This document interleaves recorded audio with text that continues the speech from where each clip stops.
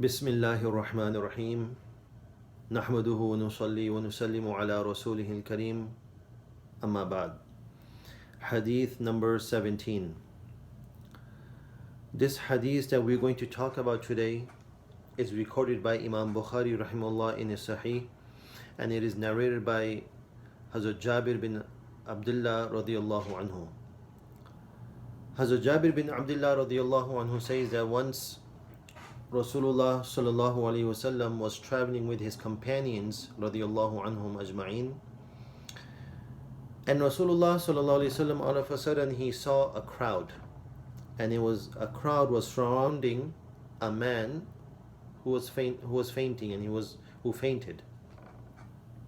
So Rasulullah sallallahu alaihi wasallam asked the companions what's going on. So the companion said that there was a man who was fasting, and because of hunger and thirst, and that day was very hot day, and he fainted, and people are trying to give him shade. So Rasulullah sallallahu alaihi wasallam, he said that laysa min al-birri as-sawm fi as-safar. It is a very stern warning in this hadith that fasting while traveling is not an act of piety. Now, by listening to this hadith, we cannot take the hadith literally, the meaning. We always need to understand the context of a hadith. Unfortunately, some people, they take their religion too extreme, and some people take their religion too easy. But we need to take our religion in a moderate way, in a way which our beloved Prophet sallallahu alaihi wasallam has shown us.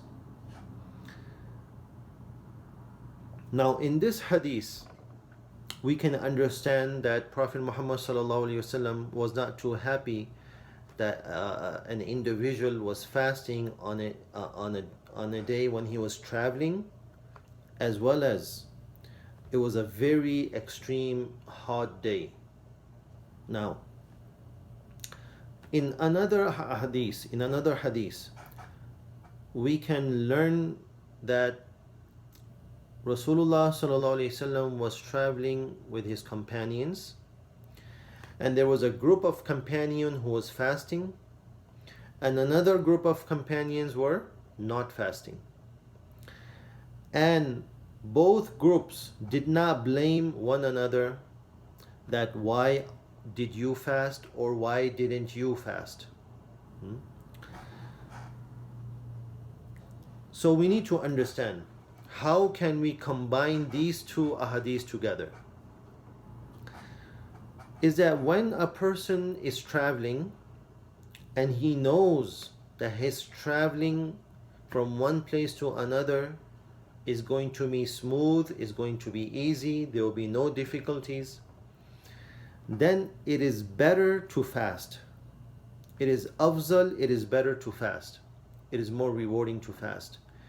Why I am saying this, inshallah, in the next clip we will understand it. I will mention it.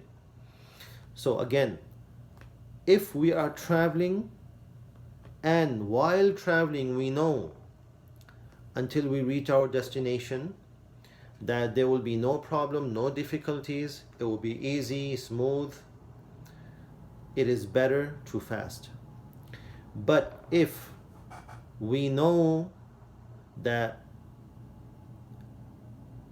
the place where I'm traveling, the destination, I'm going to be in a difficult time, I'm going to be in a difficult position, in a difficult situation, the traveling is harsh, is going to be difficult, then not fasting is better. A person should not fast, and later after Ramadan can just make up that fast, and there will be no kafara.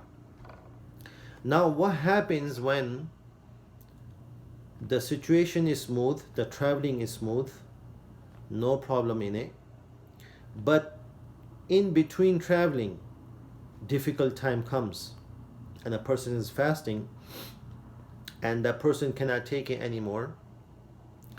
So it is permissible for the person to break his fast, and the qaza will be wajib, meaning that he has to make up for that fast. It is mandatory to make it up after Ramadan, and no kafara has to be given. Rule number 17. A small amount of vomit came out, but it returned down the throat on its own. The fast will not break. However, if the person swallows it intentionally, his fast will break.